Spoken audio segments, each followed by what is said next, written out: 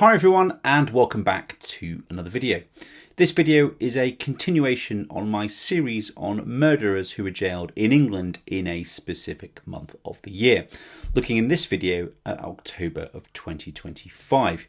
Now my normal format for this is I've selected 12 cases involving 12 individuals who were jailed in October 2025 for the offence of murder, and I'll tell you briefly what they did, the name of the victim or victims in the case, the sentence that they received, and then I'll try and pick out something noteworthy from the case, such as the judge's comments. Welcome to my channel, Andy on Crime, where I talk about high-profile criminal cases and other aspects of criminal law in England and Wales. And if you are on other social media platforms and you want to follow me, I am on TikTok. My handle is Andy on Crime1. And I'm also on Twitter or X, and my handle is Andy on Crime. Despite repeated requests, I am still not on OnlyFans, so sorry to disappoint you. If you would like to support my channel, then you can become a member and click the join button down below and get some exclusive perks.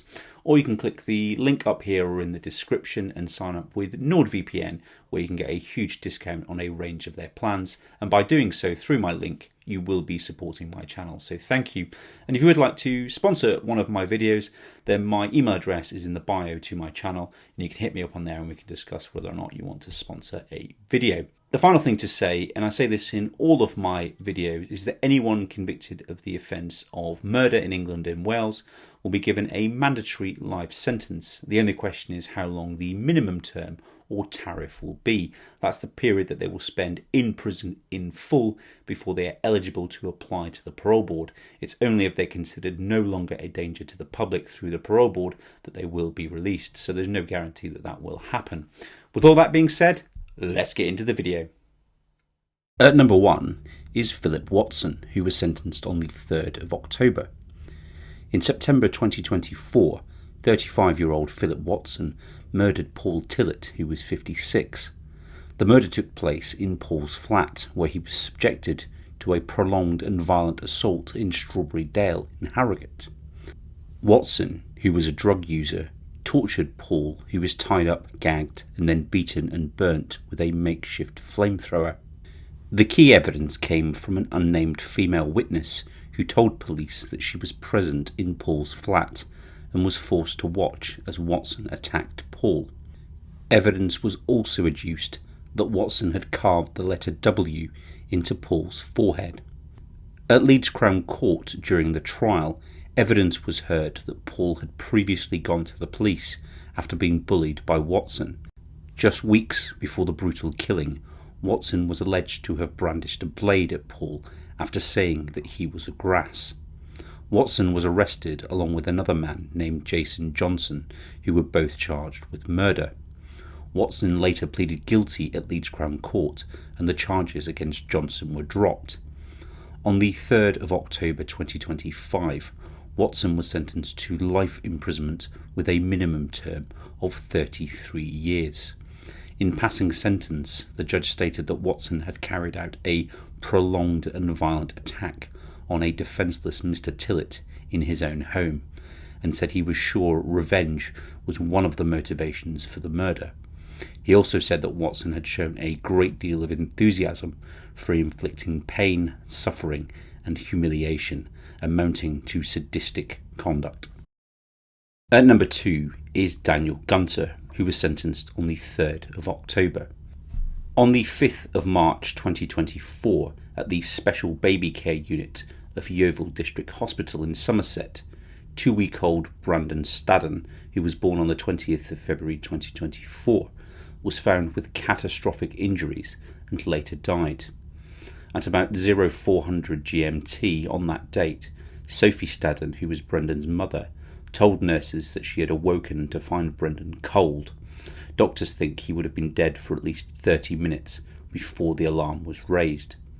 Brendan's father, Daniel Gunter, who was aged 27, inflicted multiple fractures and shattered the skull on Brendan whilst he was still in hospital. Gunter was arrested following police investigations into Brendan's death and subsequent safeguarding concerns that had been raised in the hospital ward. Brendan's mother, Sophie Stadden, was also arrested and charged with the offence of causing or allowing the death of a child. In the subsequent trial at Bristol Crown Court, the jury was told that while in hospital, Gunter repeatedly ignored the advice of nurses, taking Brendan out of the incubator without asking, overstimulating him to the point of causing him distress, and removing his nasal gastric tube. A medical expert told the trial that Brendan's injuries were consistent with his head being swung against a hard surface more than once whilst he was held by his ankles. The jury also heard that Gunter was seen getting angry with Brendan whilst changing his nappy, and threatened to make formal complaints about nursing staff when they tried to intervene. On the 24th of July 2025, the jury found Gunter guilty of murder. Brendan's mother was found not guilty of causing or allowing the death of a child. At the sentencing hearing on the 3rd of October 2025, Gunter was given a life sentence with a minimum term of 20 years.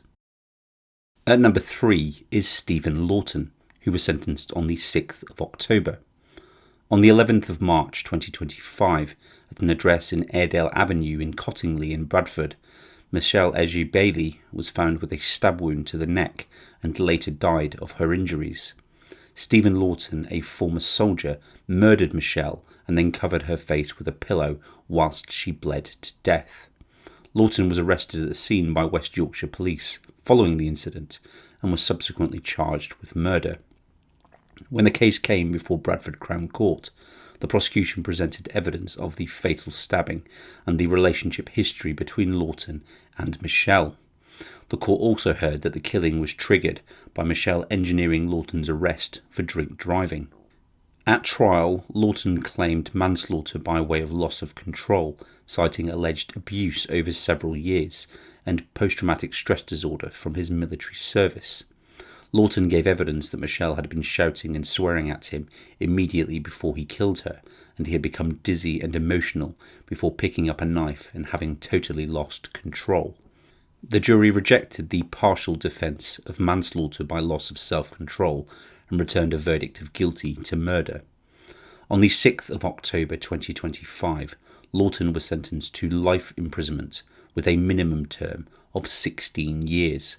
The judge stated to Lawton during sentencing that at the time when you knew her to be incapacitated and vulnerable through drink and unconscious or asleep, when she would be unable to escape a violent attack or to defend herself against such an attack, you deliberately and with some forethought armed yourself with a kitchen knife and stabbed her repeatedly as she lay in her bed.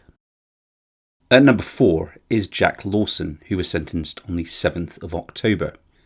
In the early hours of the 14th of December 2024, near the High Street in Eldon Lane in Bishop Auckland, Craig York was stabbed 3 times during an altercation and subsequently died from his injuries. The incident arose out of a dispute between Lawson and another individual called Jack Richardson, who Lawson previously stated had robbed him. On the evening of the 13th and 14th of December, Lawson ran into Richardson, which later saw both of them involved in a high-speed car chase between the pair before they agreed to meet up the old lines for a fight. Lawson then exited his vehicle with a knife and Craig York approached him. Lawson stabbed him 3 times, during which Craig was able to get away before he collapsed and then later died. Durham Police's investigation resulted in the arrest of 5 people in connection with Craig's death, and Lawson was charged with murder along with 4 other people. At Teesside Crown Court during a 7-week trial in July of 2025, the court heard that Lawson, then aged 18, had brought a knife to the scene, and the jury also considered phone messages which showed the planned fight, the circumstances of the encounter at the Old Line site, the carrying and use of a knife, and the fact that the victim was not the original target.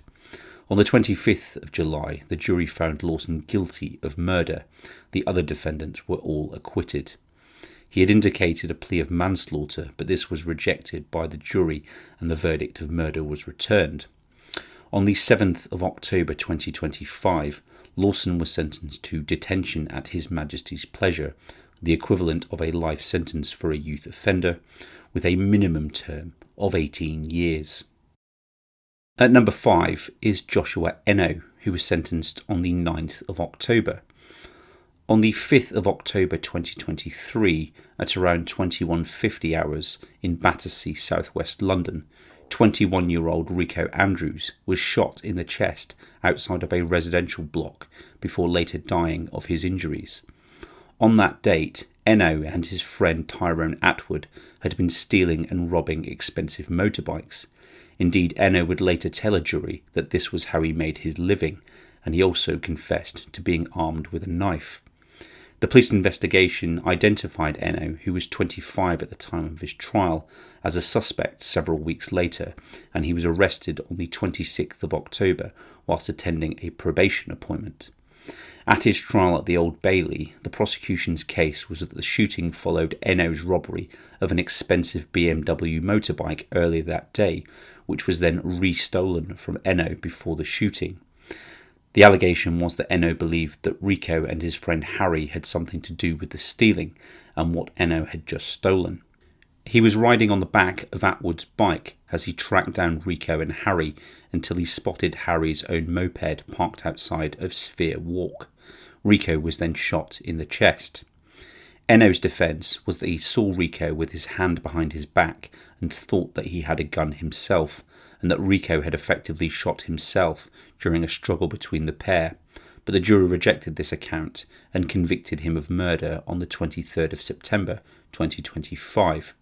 This was the second trial in this case, as the verdict was not reached in the previous trial. On the 9th of October 2025, Joshua Eno was sentenced to life imprisonment with a minimum term of 30 years. The judge stated during sentencing, for which Eno refused to attend, that you engineered a false defence around the evidence that was ultimately available to the prosecution. At court, you did everything you could to paint Rico in a bad light and yourself as some sort of victim.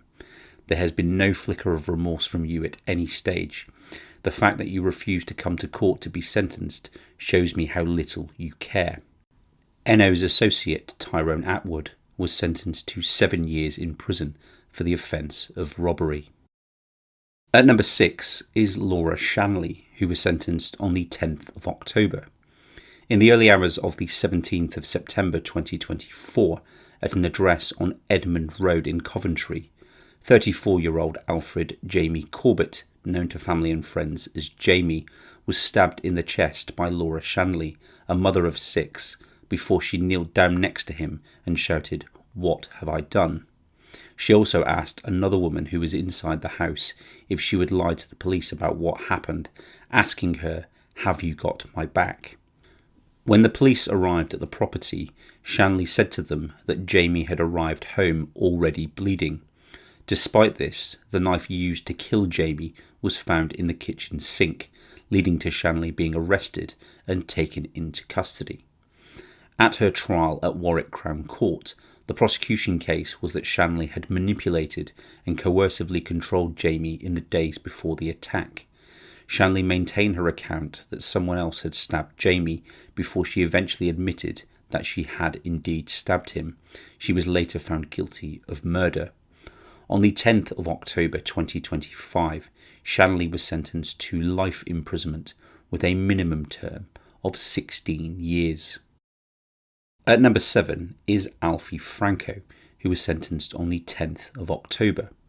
On the 3rd of April 2025 in Huddersfield Town Centre, 16-year-old Ahmed Mamdoua al-Ibrahim, a refugee from Syria, was walking with a friend when he was stabbed in the neck with a flick knife by Alfie Franco. Franco was later arrested and stood trial for murder.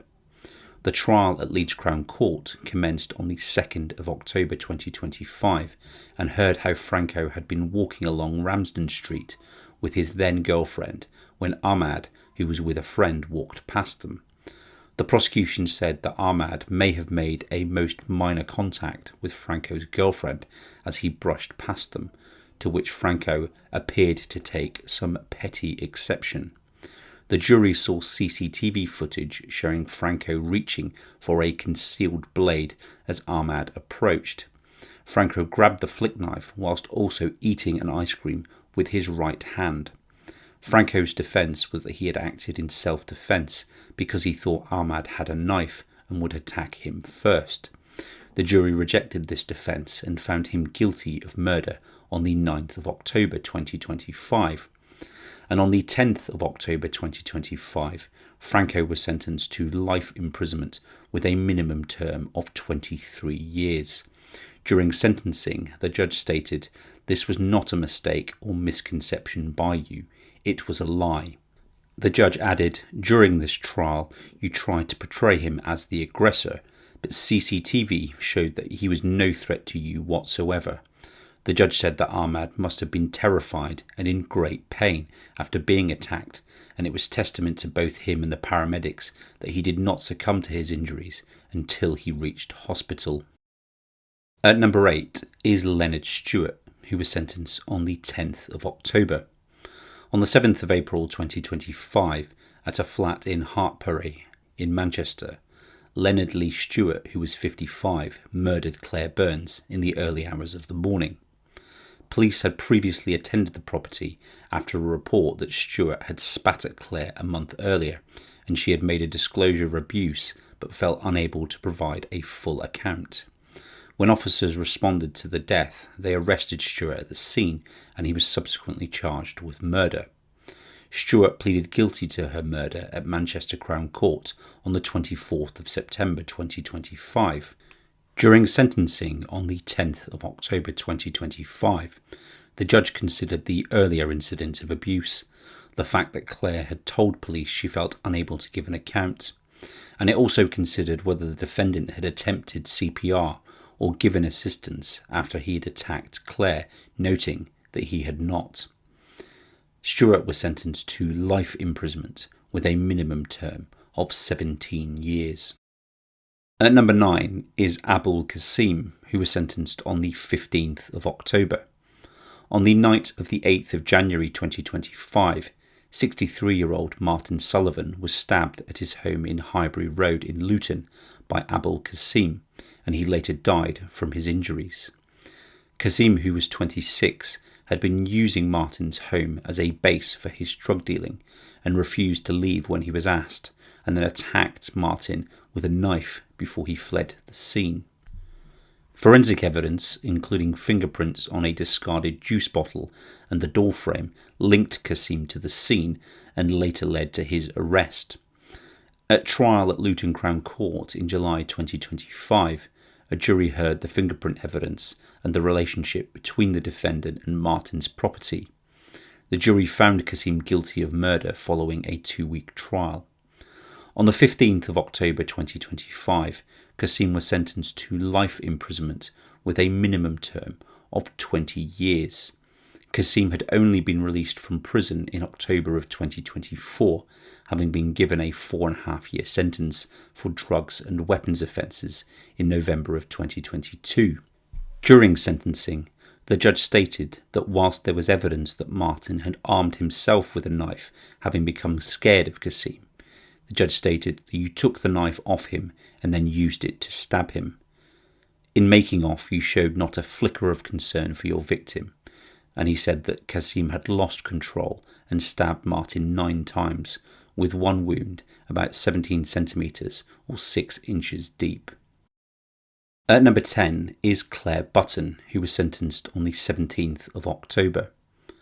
On the 15th of December 2024, emergency services were called to a home in Windstar Drive in South Ockendon, where 5-year-old Lincoln Button was found unresponsive and later pronounced dead. Claire Button also attempted to take her own life after she had killed her son. Button was arrested following an investigation by Essex Police, and she was charged with Lincoln's murder following inquiries into the circumstances of Lincoln's death.